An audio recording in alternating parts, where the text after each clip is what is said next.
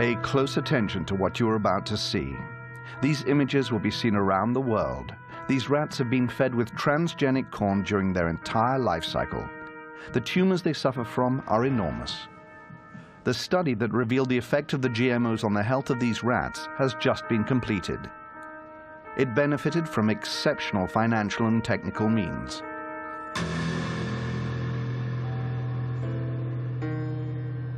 We were able to witness the study in its entirety. It lasted for 2 years. Following years of doubt and controversies, will we finally know the truth about GMOs? Would we then be faced with a health crisis of global proportions?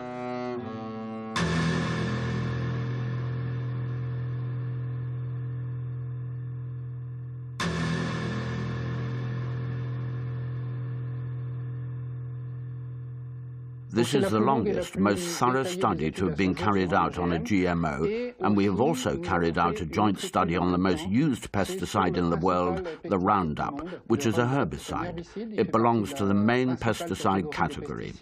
We spent over a year trying to obtain transgenic corn because no GMO manufacturers were willing to provide them. This is because Monsanto requires contracts to be signed stipulating that the seeds must not be used for testing and an arrangement must be made prior to the testing. We wanted our study to be independent. This is the first time that a 2-year study has been conducted on GMOs. And there lies the big difference. Furthermore, we tried to evaluate a maximum of biochemical and biological parameters with repeated blood tests, weighing of the specimens, and urine tests. We studied the hepatic and urinary parameters, as well as the blood parameters, all the parameters that can be studied. We also studied the hormonal parameters, which has never been done in previous studies. This experiment is a world premiere. Up until now, the corn NK603, the very one selected for the study, had only been tested over a 3-month period, and that in a test environment entirely controlled by Monsanto, its manufacturer. Furthermore, concerning the Roundup, also manufactured by Monsanto and which is used for growing corn, only its active agent, glyphosate, had been assessed. But one needs to understand that the manufacturers, in order to enable the active agent to penetrate the plant cell successfully, use additives that are sometimes more harmful than the actual glyphosate. We had 2 clear objectives. Firstly, to conduct the studies exactly according to international requirements, but making sure to be very thorough when it comes to analyzing the results. Secondly, we want to determine if there are secondary effects. The only way to do this is to carry out tests on animals and then to examine all the blood parameters whilst paying close attention to their organs. At this stage, it might prove useful to know exactly what GMOs are used for. It is a plant that has been developed either to produce its own insecticide or to be tolerant to a herbicide, thus enabling it to be exposed to massive doses of it without dying.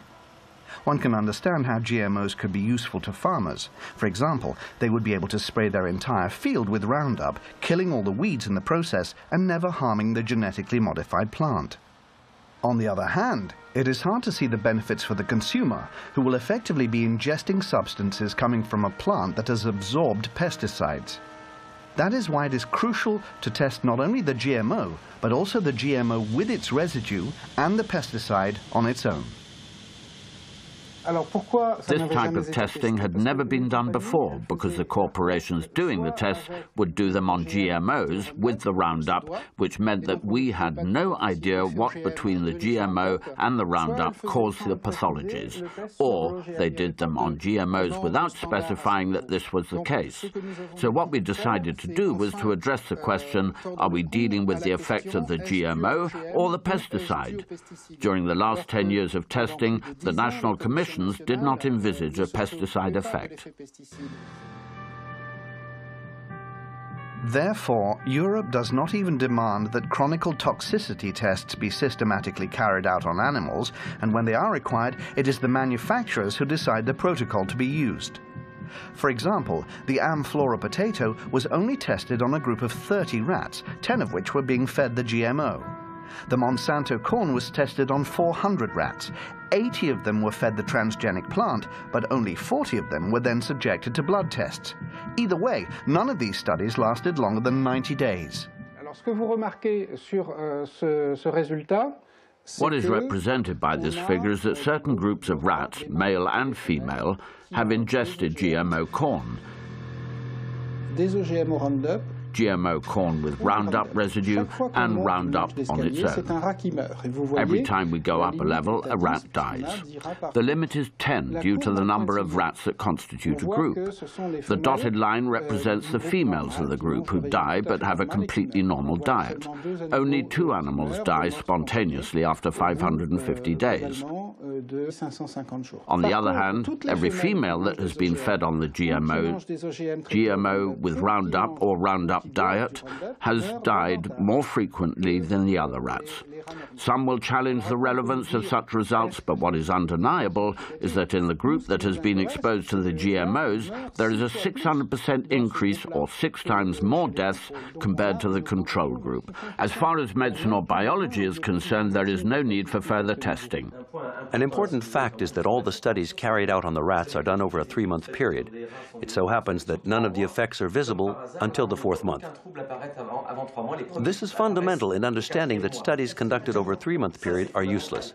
This conclusion is easily understandable. It could be said that their only use is to soothe the consciences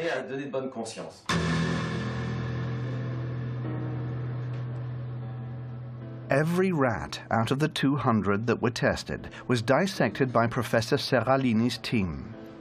They did this to discover exactly what had affected their organs. The purpose behind this was to identify the way each diet, GMO and Roundup on its own, had acted on the metabolism of each animal, focusing on the development rate of the tumors that, and this comes as no surprise, only start to manifest themselves after the initial 3-month period. This figure represents the number of palpable tumors contracted by the animal during the experiment. Here, we can see the rats subjected to GMOs compared to those with a regular diet. As you can see, very few males have contracted tumors. This is due to them being more resistant to the testing process. What these figures show are the large tumors. Each step up represents a large tumor, which can measure 17 millimeters by 17 millimeters. For a rat, these measurements are colossal. It would equate to a tumor of this size if seen on a human being. It is enormous. After having studied these tumors, it can be said that 94% of them take effect in the mammary glands, which would equate to breast cancer in a woman. We are faced with renal tumors for the males, but not only, some males also suffer from mammary tumors. This points towards a hormonal effect that isn't affected by the dosage. 60% of breast cancer cases are caused by hormonal deficiencies. Professor Seralini's study holds one last surprise for us, and this is a major one. Up until now, one could have thought that the main cause of death for the tested rats was coming from the pesticide added to the corn. But what the study highlighted, and this for the first time ever, is the fact that the transgenesis itself could have killed the rats. What this means is that just by interfering with the genome of the plant in order to modify it, we are faced with repercussions that no one could have anticipated. This is enough to make us reconsider all the scientific precepts that led to the creation of GMOs. Roundup had never been tested separately. Whilst conducting cellular studies, we saw that the cells of the liver, embryos, kidneys, placenta and the umbilical cord died much faster, and so we could deduce that there was a toxic effect on the organism. What can be said is that there is an increase in deaths due to GMOs and Roundups. The biggest surprise came when we realized that GMOs without any Roundup residue were responsible for an increase in the death rate of females and of some males. This could be the result of the GMO gene that has been badly assimilated by the plant and that has therefore resulted in a negative effect or due to a secondary metabolical effect. What that means is that we are dealing with a GMO in particular. a modification of a cereal or a GMO corn, with regard to the genes inserted in the corn to make it a GMO corn, can result in different effects. It is not because a certain GMO has a particular effect that other GMOs will have an effect, but some may even have more of an impact. What is alarming, this is the GMO that is being eaten by the Americans, but also the GMO that has been approved for importation by European agencies, including the French ones, and that obviously contaminates our food. Nowadays, only 2 types of GMOs are being produced in a few European countries.